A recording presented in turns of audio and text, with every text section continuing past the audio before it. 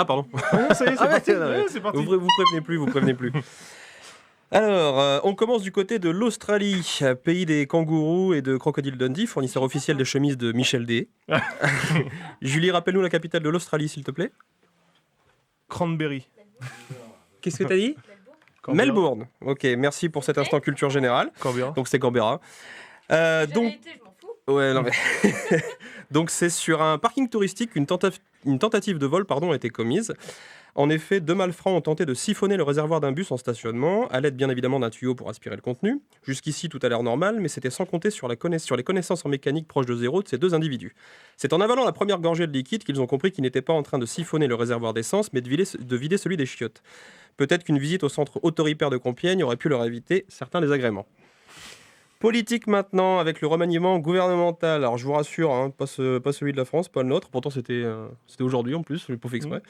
Mais celui des Émirats Arabes Unis. Le cheikh Mohamed Ben Rached Al Maktoum Laraj a décidé de créer un nouveau ministère, celui du bonheur. C'est une jeune diplômée de 22 ans, Shama Al Mazroui, qui en sera la ministre.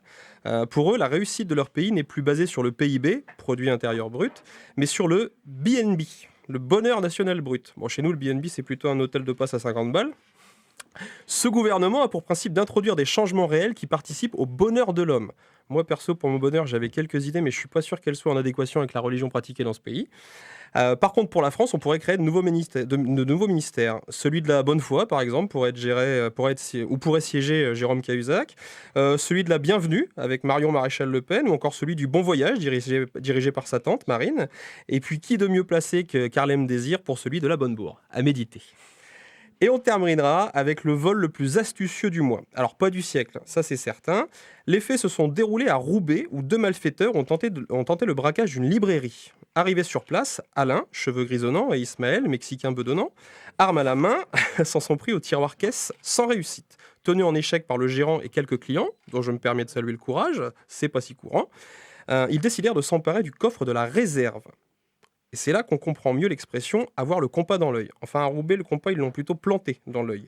Alain et Isma sont repartis avec un objet cubique, assez lourd, ressemblant à un petit coffre-fort. Malheureusement pour eux, il s'agissait d'un vieux Minitel de 1992.